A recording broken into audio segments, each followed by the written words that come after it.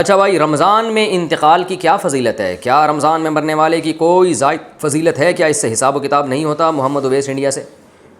بعض روایتوں میں آتا ہے جو جمعے کی رات کو انتقال کرے گا اس سے عذاب قبر نہیں ہوتا، بعض میں آتا ہے جو رمضان میں انتقال کرے گا اس سے عذاب قبر نہیں ہوتا، پھر بعض میں آتا ہے کہ قیامت تک کے لیے ہٹا لیا جاتا ہے، بعض سے پتہ چلتا ہے صرف رمضان میں ہٹایا جاتا ہے۔ لیکن اس بارے میں جتنی روایتیں سب ضعیف ہیں اور بہت زیادہ ضعیف ہیں، تھوڑی بہت ضعیف بھی نہیں ہیں۔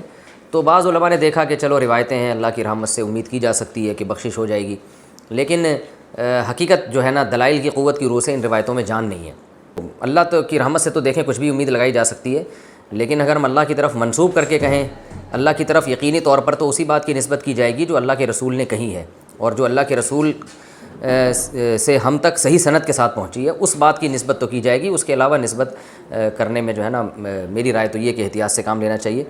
البتہ یہ ضرور ہے کہ جو بھی مقدس جگہیں ہوں، مقدس مقامات ہوں، تو ان مقدس جگہیں اور ان مقدس مقامات میں موت کی ویسے ہی ایک فضیلت ہے۔ جمعے کا دن اور جمعے کی رات بھی مقدس، اور رمضان بھی مقدس ہے، اور روزے کی حالت میں موت پر صحیح حدیث ہے کہ روزے کی حالت میں جس کی موت واقع ہوگی جنت میں داخل ہوگا، اس پر مسند احمد کی صحیح روایت موجود ہے۔ تو اور رمضان میں اگر کوئی کسی کی موت واقع ہوتی ہے تو ہم اللہ کی رحمت سے امید کر سکتے ہیں کہ اس پر رحمت زیادہ ہوگی، جیسے مدینہ میں موت ہے، مکہ میں موت ہے، یا جنت البقیع میں دفن ہونا، یہ سب فضیلت والی چیزیں تو اللہ کی رحمت سے امید کی جا سکتی ہے۔ لیکن یاد رکھیں تمام احادیث کو اور قرآن کی آیات کو جمع کر کے فیصلہ کیا جاتا ہے۔ اگر ہم قرآن کی بہت ساری آیتوں کو اور احادیث کو سامنے رکھتے ہیں تو اصل بخشش کا مدار عمل پر ہے۔ کسی خاص ٹائم پہ مرنا یا کسی خاص حالت میں مرنا اس پر اصل مدار نہیں ہے۔ اس کی وجہ سے اللہ کی رحمت آ سکتی ہے، صغیرہ گناہ معاف ہو سکتے ہیں، کبیرہ گناہوں کے لیے قرآن میں اور احادیث میں جگہ جگہ یہی مضمون ہے کہ ان کے لیے توبہ ضروری ہے۔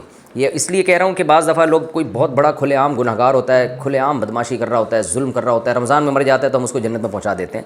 اس سے کیا ہوتا ہے؟ لوگوں میں بدعملی پیدا ہوتی ہے، اور قرآن کی ان آیتوں کا انکار لازم آتا ہے جس میں اللہ نے فرمایا کہ وَذَرُوا ظَاهِرَ الْإِثْمِ وَبَاطِنَهُ، ظاہری گناہ بھی چھوڑو، چھپے ہوئے گناہ بھی چھوڑو۔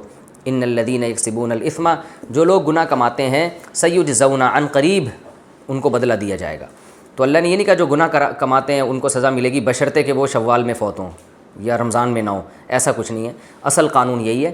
باقی جو روایات میں آتا ہے کہ روزے کی حالت میں موت واقع ہوئی تو مبارک موت ہے، عبادت کرتے ہوئے دنیا سے جا رہا ہے تو اللہ سے امید کی جا سکتی ہے، لیکن اصول اور ضابطہ بہرحال یہی ہے کہ جب تک گناہوں سے توبہ نہیں کرے گا بخشش نہیں ہوگی۔ تو اس میں صغیرہ گناہ مراد ہوتے ہیں۔ دخل الجنہ کا مطلب یہ کہ اس کے اگر صغیرہ گناہ جو بہت کثرت سے تھے، رکاوٹ بن رہے تھے، تو اللہ اس کو صغیرہ گناہوں کو معاف کر کے جنت میں داخل کر دے گا، یہ اللہ سے امید ہے۔ تو خلاصہ یہ نکلا کہ روزے کی حالت میں موت اگر ہوتی ہے تو اس کی فضیلت تو صحیح حدیث میں واقع ہوئی ہے۔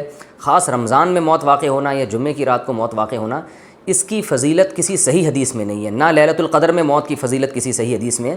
لیکن یہ ویسے شریعت میں ایک بات ثابت ہے کہ فضیلت والے دن یا فضیلت والی رات میں انتقال میں اللہ کی رحمت کی امید کی جا سکتی ہے۔ البتہ بعض علماء دوسری طرف بھی گئے ہیں، تو اختلافی مسئلہ ہے، جس عالم کی رائے زیادہ سمجھ میں آتی ہے اس کو فالو کر لینا چاہیے۔